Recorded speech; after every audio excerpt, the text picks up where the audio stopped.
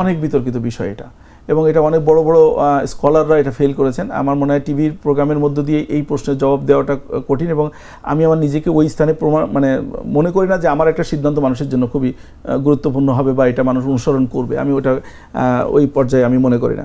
তবে এখানে আমার একজন উস্তাদ ছিলেন, উনি মরহুম professor doctor ABM Siddiqur Rahman sir. উনি মদিনা ইউনিভার্সিটি থেকে এত ভালো রেজাল্ট করেছিলেন যে মদিনা ইউনিভার্সিটি থেকে ওনাকে একটা বাড়ি গিফট করা হয়েছিল, এবং উনি স্মরণাতীতকালে রেকর্ড নাম্বার পেয়ে রেজাল্টটা করেছেন। ওনার একটা আর্টিকেল আছে, ওই আর্টিকেল থেকে যদি আমি বলি এভাবে যে দেখেন রাসূল সাল্লাল্লাহু আলাইহি ওয়াসাল্লাম সময়ে কোনো খুতবা আরবি বাইরে হয় না। এখন বলতে পারেন যে ওটা তো তার মাতৃভাষা ছিল, গুড, আমরা মেনে নিলাম। রাসূল সাল্লাল্লাহু আলাইহি ওয়াসাল্লামের সময়ে আরবের বাইরে কিন্তু ইসলাম প্রচারের জন্য পাঠানো হয়েছে, এবং ওমর রাদিয়াল্লাহু আনহুর সময় কিন্তু প্রচুর দায়ীকে পাঠানো হয়েছে বিভিন্ন জায়গায়।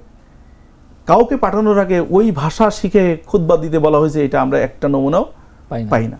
সুতরাং এখানে একটা ব্যালেন্স করা যায়। ব্যালেন্সটা কিন্তু ইজতিহাদি মাসালার ক্ষেত্রে যেটা হয়, এটা আমাদেরকে বুঝলে হবে না।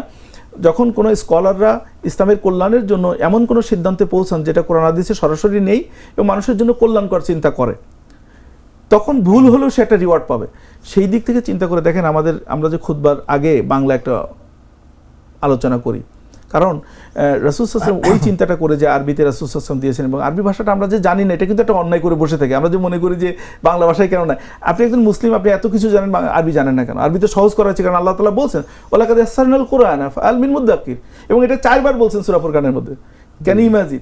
তো এখন এই বাংলা ভাষা এত আরবি ভাষা এত সহজ করার পর আমরা পারি না। তো এইখানে যেটা আমি বলবো যে যারা বাংলায় বলতেছেন তারা হয়তো ইজতিহাদ করে বলতেছেন, তাদেরটাকে একেবারেই জাহান্নামী বলা যাবে না।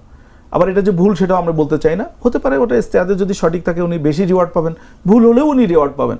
আর আরবিতে যারা করতেছেন তাদেরকেও ভুল বলা যাবে না যে না একেবারে কোনো কাজে আসতেছে তা না।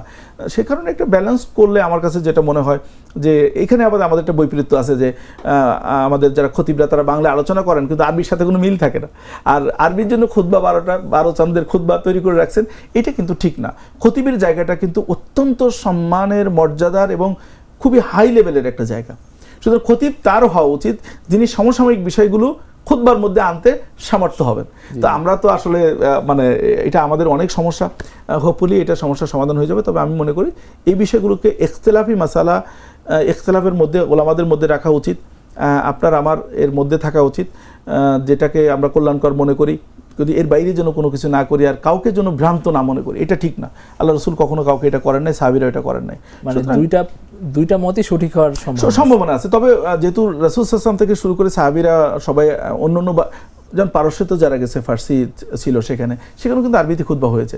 এবং মজার ব্যাপার আপনি চিন্তা করে দেখেন যে আরবি বললে মানুষ বুঝবে না বলে, ঠিক না? একদিনও কি চিন্তা করে দেখছেন যে আমাদের দেশে যারা ইসলাম প্রচার করতে আসছিল, শাহজালাল বলি, শাহ মাকদুম বলি, খানজাহান আলী বলি, ওনারাই তো আসছেন, ওনার পারস্য থেকে আসছেন, ওনারা কি বাংলা ভাষা শিখে আসছিলেন? তো ওনা আমাদেরকে এসে নামাজ শিখায় নেই, আমাদেরকে রোজা শিখায় নেই, আমাদেরকে হজ শিখায় নেই।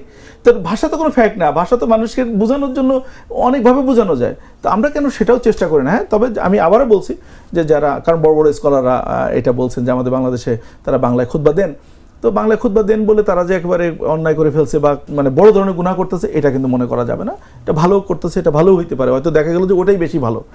বাট তবে মাঝে মাঝে রাস্তা হলো যে বাংলায় বয়ান করে খুতবাটা আরবিতে, এটা একরকম ভালো, এটা একটা ভালো। তবে বাংলায় যেটা খুতবা হবে আরবিতে সেটা থাকতে হবে। একেবারে বাংলা বললাম একরকম, আরবি বললাম আরেক রকম, এইটা সুন্দর হবে না।